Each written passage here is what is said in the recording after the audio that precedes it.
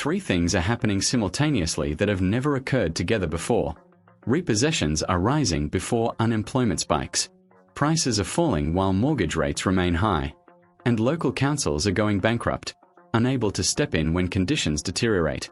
According to analysis reviewed by UK Housing Insight, this combination signals systemic stress rather than a normal correction. I've pulled data from the last month that shows exactly which regions are about to break first. Not in 6 months. Not next year. They are breaking right now. And if you own property in any of these areas, or you are thinking of buying, what you are about to hear could protect you from serious financial damage. October alone saw 37,000 properties across the UK fall into serious mortgage distress. That represents a 20% increase compared to last year. The average asking price per square foot dropped for the first time since the COVID-era surge. Yet here is the part almost nobody is discussing. These pressures are not evenly spread. They are concentrated in specific regions where all three triggers are firing at once. Let's break down the three triggers creating this perfect storm. Trigger 1 is repossessions rising before a recession has officially begun. When repossessions jump by 20% while employment data still looks stable, something is fundamentally wrong. People are defaulting not because they lost jobs, but because higher mortgage rates have made repayments unaffordable. If conditions are this severe now, the risk multiplies once unemployment rises. Trigger 2 is falling prices combined with rising repossessions. This creates a destructive feedback loop. Falling prices wipe out equity. Negative equity encourages strategic defaults, where owners simply walk away. Increased repossessions flood the market, forcing prices even lower. Once this cycle starts, history shows it is extremely difficult to reverse. Trigger 3 is regional financial collapse preventing intervention. Birmingham is bankrupt. Nottingham is bankrupt. Woking, Thurrock, Croydon, all facing severe financial crises. These councils lack the resources to support residents when housing markets fail.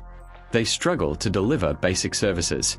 When local government collapses alongside housing markets, decline accelerates rapidly.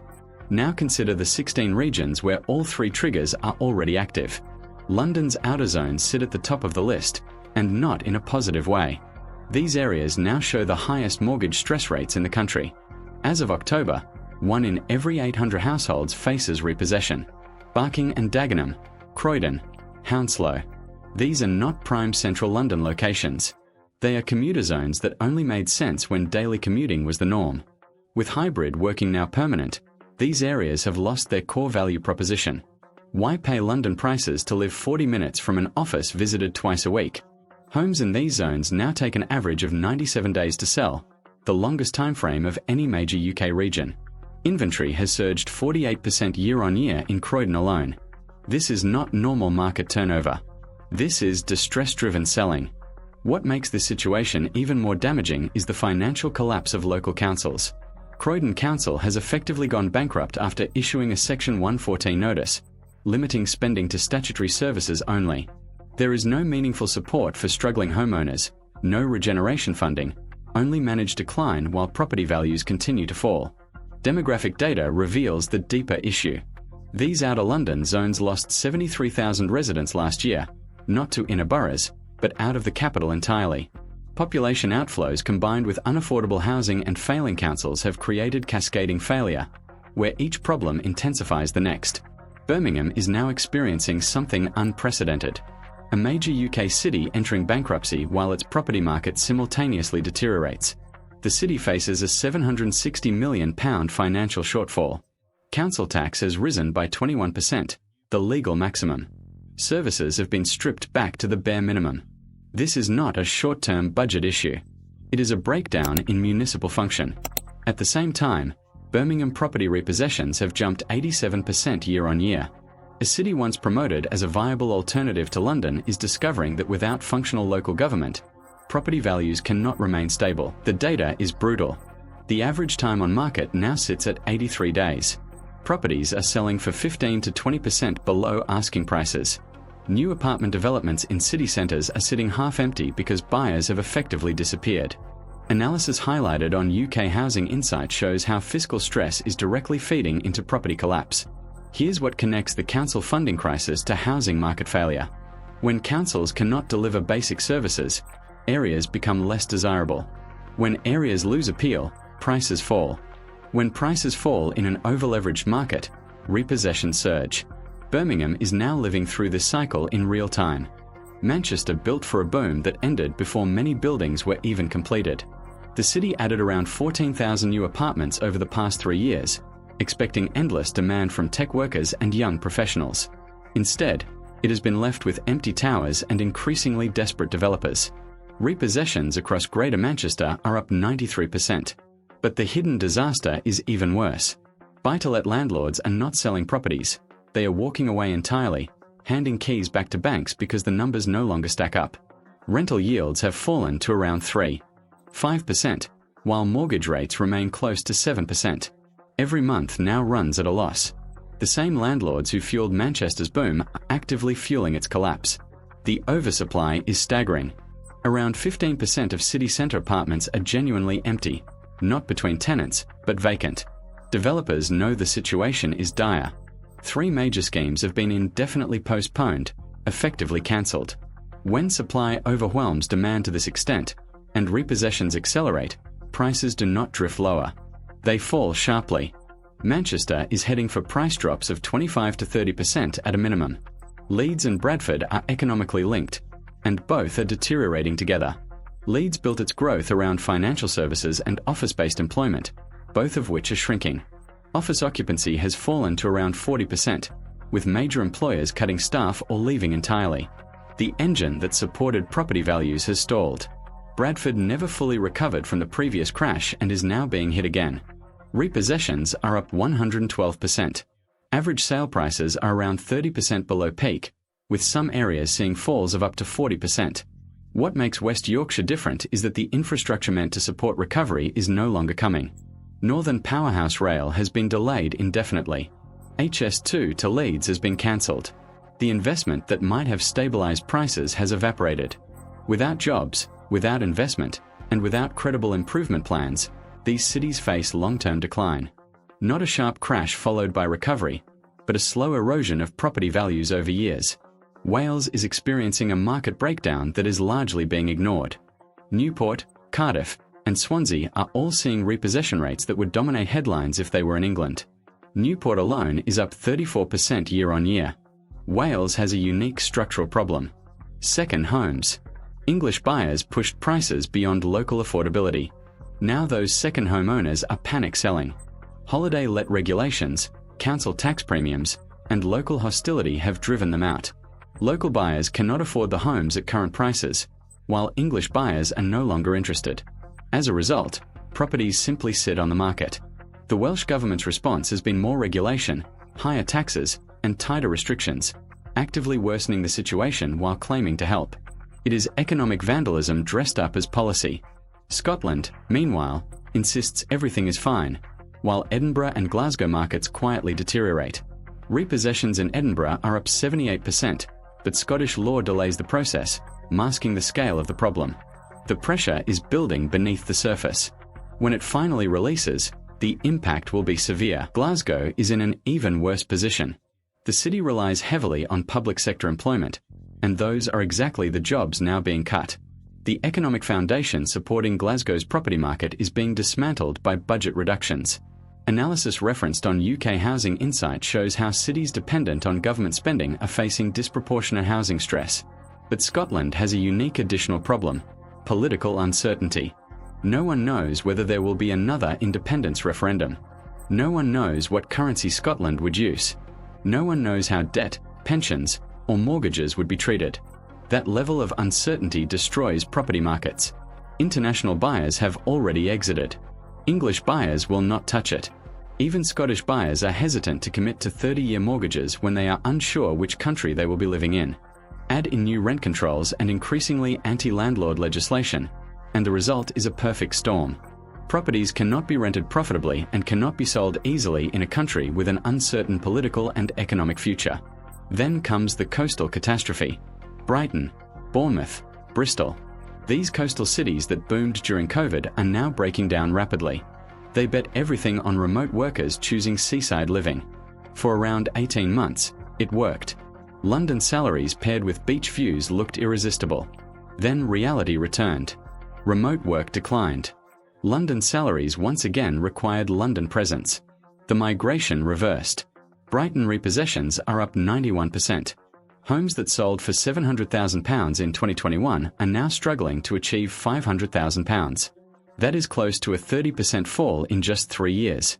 Coastal cities also face a unique vulnerability. Climate-related insurance premiums have doubled. Flood risk maps have expanded. Cliff erosion is accelerating. Suddenly, the dream of a seaside home looks like a financial liability. The affluent remote workers who drove the boom have vanished, leaving overpriced homes in cities without the economic base to support them. The correction will be severe. Nottingham, Leicester, and Coventry, the Midland cities rarely discussed, are quietly collapsing. Nottingham City Council is bankrupt and cannot fund basic services. At the same time, repossessions are up 96%. These two crises are feeding each other in a destructive loop. Leicester never fully recovered from the loss of manufacturing and is now losing retail as well. Its economic base has eroded. Property prices are reverting to levels the real economy can support, which is far lower than peak valuations. Coventry placed its hopes on being UK City of Culture. Apartments were built, infrastructure was upgraded, and transformation was promised. The culture year ended. Tourists left. Apartments sit empty. The debt remains. These are not temporary setbacks. The Midlands lack strong economic drivers for recovery. There is no major tech sector, no dominant financial services industry, and limited tourism growth. What remains is gradual decline interrupted by periodic crises. What makes this downturn fundamentally different from 2008 is interest rates. In 2008, rates were cut to near zero, rescuing the housing market. This time, inflation prevents that response. The Bank of England cannot slash rates without risking currency instability. Around 1.4 million UK mortgages will reset over the next year, moving from rates near 2% to closer to 7%. That is not a modest increase. It is a payment shock. Hundreds of thousands of households simply cannot afford the new repayments. At the same time, they cannot easily remortgage. Banks have tightened lending. Loan-to-value ratios are stricter. Affordability tests are tougher. Those who need support the most are locked out of credit entirely. The result is likely to be mass default, hitting simultaneously rather than gradually. This wave of repossessions could make 2008 look relatively orderly by comparison. And this brings us to the final phase, the timeline of collapse, and how this plays out next. Over the next 18 months, this is how the collapse unfolds. Phase 1 is happening right now, the denial phase. Prices soften, but everyone pretends it is temporary. Estate agents talk about seasonal adjustments. Government officials repeat that fundamentals remain strong. According to monitoring shared on UK Housing Insight, this gap between data and messaging is widening fast. Phase 2 runs from January to March 2025, the recognition phase. Around 1 million mortgages resetting begin to create visible distress. Repossessions spike. Panic selling starts to emerge. Prices stop drifting and begin falling rapidly. Phase 3 arrives between April and June 2025. Capitulation. Prices fall 15 to 20%. Developers go bankrupt. Banks tighten lending even further. The government attempts intervention but lacks the financial capacity to stabilise the market. Phase 4 follows from July to December 2025. Full collapse. Prices fall 25 to 40% on a regional basis. Banking stress escalates. Government bailouts return. Social unrest emerges in the worst-hit areas as housing stress spills into daily life. Phase 5 begins in 2026 and beyond, the new reality. The property market is fundamentally restructured. Millions are trapped in negative equity. A generation is locked out of ownership. The UK housing system changes permanently. If you own property in any of these regions, 3 things should be on your radar immediately. First, repossession data in your local area. If repossessions are rising during a period of supposed stability, that area is highly vulnerable. This is the canary in the coal mine. Second, days on market. When homes take longer to sell, prices are about to fall. When selling times stretch dramatically, prices are about to collapse. This metric always moves before headline price data. Third, your local council's financial health. Check whether Section 114 notices have been issued. Review debt levels and emergency budgets. Bankrupt councils almost always coincide with collapsing property values. These are not future risks. They are present realities. The crash is not coming. It is already here, just unevenly distributed. Some areas will fall 20%, others 40%. A few may reach 50%, depending on how many triggers are firing simultaneously. The UK is entering recession with a property market already in crisis. Repossessions are rising. Prices are falling. Councils are bankrupt, all before unemployment has even begun to climb. 16 regions are showing severe systemic stress right now. These are not warnings or potential risks. This is active collapse. London commuter zones, Birmingham, Manchester, Leeds, Bradford, Welsh cities, Scottish cities, coastal cities, and Midland cities are all breaking at the same time. The three triggers, rising repossessions, falling prices, and fiscal collapse, are creating cascading failure. Each problem amplifies the next. The feedback loop is accelerating. If you own property in these areas, you face serious decisions. Sell now at a loss, or risk deeper losses later. If you are considering buying, wait. This market has further to fall. The UK property market was built on 20 years of cheap money, foreign capital, and government support. All three pillars are gone. What remains is reality. And reality suggests property was overvalued by 30 to 40%. The correction is not coming. It is already underway. The only unknown is how severely your area is hit. The data reviewed by UK Housing Insight shows these 16 regions are first and worst affected. The UK recession will complete what has already begun. This is not fear-mongering. It is mathematics. And mathematics does not care about estate agent optimism or government promises. When the numbers break, the market breaks. And right now, the numbers are breaking.